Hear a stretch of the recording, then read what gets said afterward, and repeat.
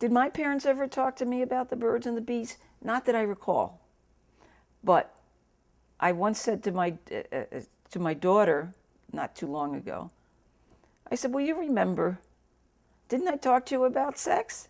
She says, "Oh, Mom, you never talk to me about sex." So I think what happens is that parents think they do, and kids think they don't. And somewhere in between, there's some truth. Sometimes we don't know how to talk to kids. And we don't talk to kids, especially about sex. Because my parents, they didn't really talk to me about sex. We found out on our own. My mother's from Honduras. My dad is American, kind of Anglo-liberal guy. So yeah, we had the talk. I remember he talked about salmon swimming upstream and some metaphors. When I was in school and I grew up in the country, we didn't have sex education in school. And going home, if I was going home and tell my great-grandmother, "Oh, we talked about sex in class," she would have been like, "What? Let me call the school." Have you ever talked to your child or your grandchild about AIDS or HIV?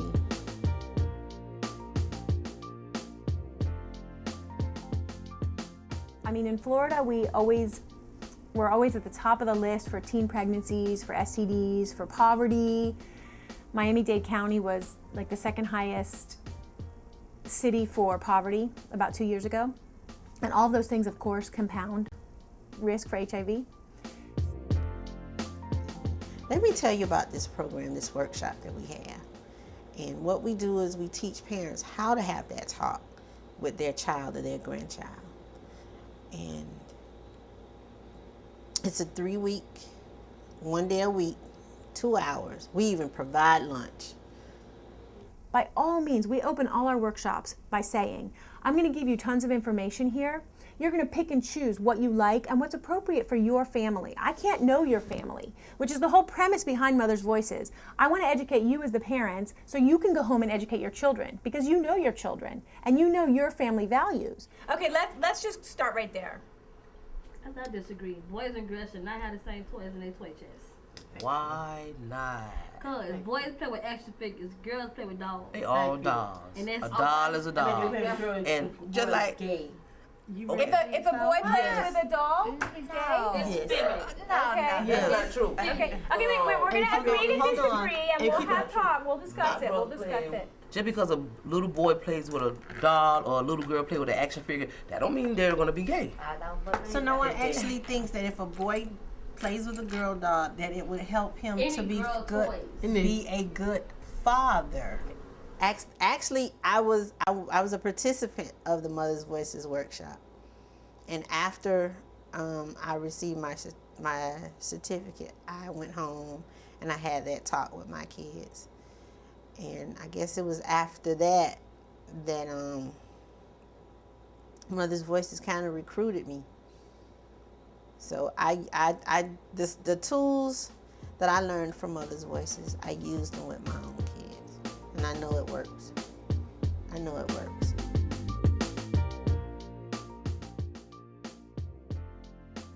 Hey, my name is Dedra Brown, and I'm 15 years old. The parents that aren't open to talking to their kids about sex, is really extremely important that you have that talk, because it's like when they grow up, they're going to feel like, well, my mom wasn't ever there to tell me about anything. If they don't come and ask you, you should ask them, well, do you have any questions about it? In raising healthy kids, they go through the age-appropriate way of speaking to a child about sex. And most of the parents and the people who are in our workshop, they always think, oh, I should wait till they're a teenager. I shouldn't really discuss sex. And they're very uncomfortable. But when the workshop is through and they realize you can break this down into what's right. So a 4-year-old, you can talk about sex. You may not give them all the graphic details, but you can find ways that the child understands and will learn and be able to prepare them for the future. So those workshops have been great.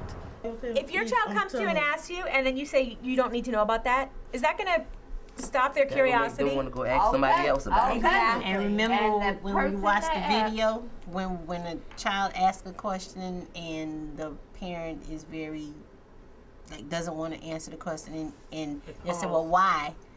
And the first thing we'll say, because I said so.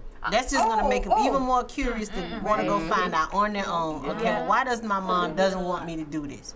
And then I have a curious 5-year-old. He wants to know why about everything. So I have to practice enough patience to sit down and explain to him, this is going to happen if you do X, Y, Z. He still will go ahead and do it anyways, but he's getting better at it. He's getting better at it. But I strongly believe if you tell your kids not to do something, give them the reason why not to, the consequences behind what will happen if you do it. My son is 19, the one that's in the military, and his girlfriend is 17, but she'll be turning 18 in December. And with him being away, they decided they want to get married, and I'm all for it. But she decided, well, I'm going to wait until I finish high school. And she has openly admitted, and I wanted to wait and get married before I go to the next level. And I was so proud just to hear that. You know, but in reality is a lot of times we don't wait. I didn't wait. I mean, I wasn't married, and I'm still not married. I didn't wait. A lot of times people But don't wait. I want my kids. I want my kids to do the opposite of what I did. That you can Yeah, like me. That's true. Try to push that on me, but you didn't do it. Yeah, but you know what you can say? You can say, I learned because maybe it wasn't the right decision. I've waited to become sexually active because I know the predicament, well, let's not put it that way, but the situation that my mom is in, and I wouldn't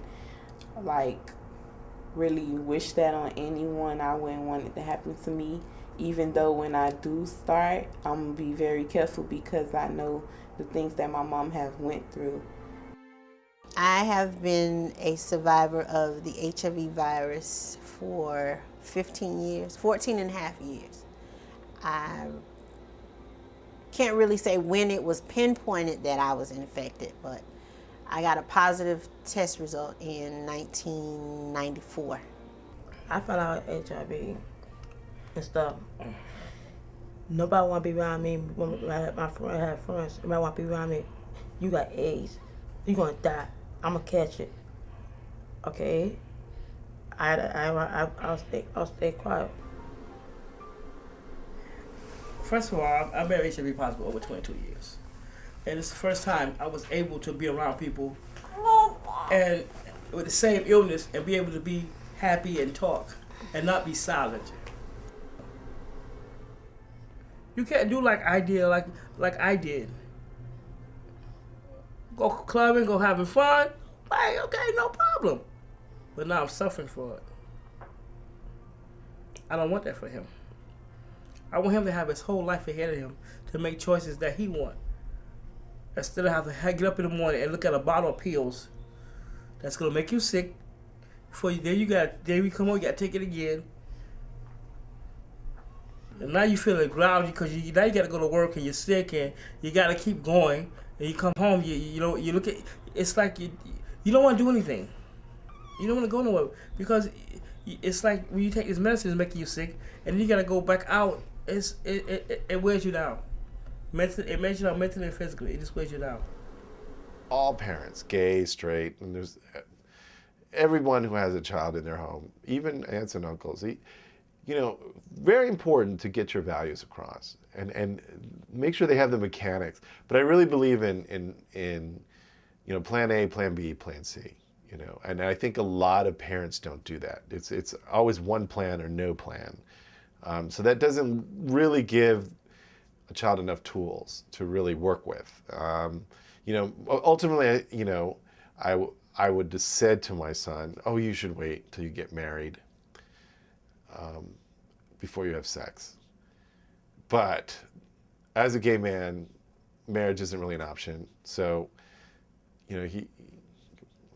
what do you do with that? I mean, that's just one plan. If that fails, then what do they have to fall back on? So my next plan B was be in a committed relationship, get tested, use birth control, and safer sex methods.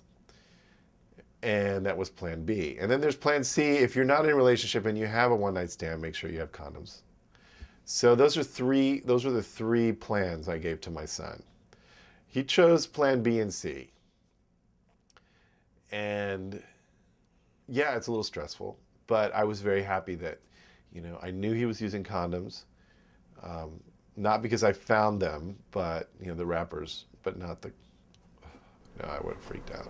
Biggest myth out there, teaching somebody about birth control is going to make them want to have sex. All you can do is really bring them in and explain why that's not true.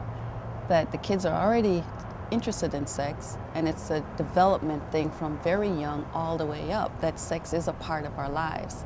And if we approach it that way, then we're saying you're not going to push them to have sex, but you're preparing them that when it happens, they'll be prepared, hopefully, to use protection or even to wait because they're so comfortable in the relationship. Because there's so much confusion and uncomfortableness about this subject anyway, we try and really help parents. At least, that's the very first step, because parents say, okay, now I know the importance of it. I want to start, but what do I do? And we say, that's the very first step. Go home tonight and say, you know what? I learned that your ding-a-ling is really called a penis. And so we're not that comfortable calling it a penis at home. We're going to call it a ding-a-ling, but I want you to know that it's called a penis. Just like, I'm sure growing up, all kids have nicknames. I have nicknames for my kids as well. But if someone asks them their proper name, they don't say, oh, it's Boo Boo Bear. They say, my name is Jack. So kids are very used to things having a proper name and then a name that, you call it at home. These are the books that we actually use with Mother's Voices, that I have used with my own children. And what's the big secret? Talking about sex with girls and boys. This one actually goes in to show about the difference between a boy and a girl. And it's animated, which makes it fun for the kids. They love this. This one right here, my son got a kick out of it. He thought it was so funny. He's actually 5. So this was like real recent that he and I went over this book. This one in particular talks about what happens to me. This one actually goes through about puberty and the different stages of puberty. It starts from pretty much like a little girl up until she's 17 to 18 years old. This little girl right here is like 8 to 10. So that will fall in the category of my own daughter. And I've shown actually how I got to have the discussion with my daughter. I placed the books on my coffee table, and she's curious. She's just nosy. So when I saw her looking at the book, I went to her and I used it as a teachable moment. That's one term that we use in Mother's Voices. When the question comes up, use it as a teachable moment. And that's what I have done. We have the African American edition, which when you sit down with your child, the child will actually see it looks a lot like us. African Americans. We have the Caucasian. This is like my favorite page because this actually teaches some type of value. Because it has the heart's floating around, which means when two people actually make the decision to have sex or make love,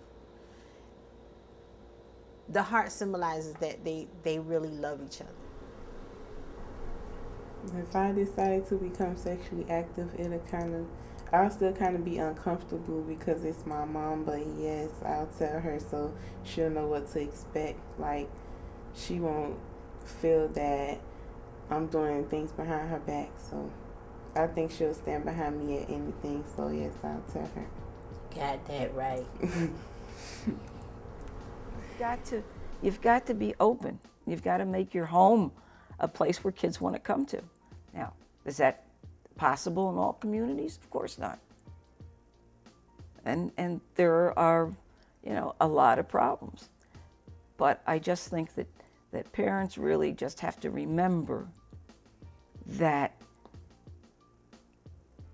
in 20 years, they're going to want to look back and say, I did the right thing.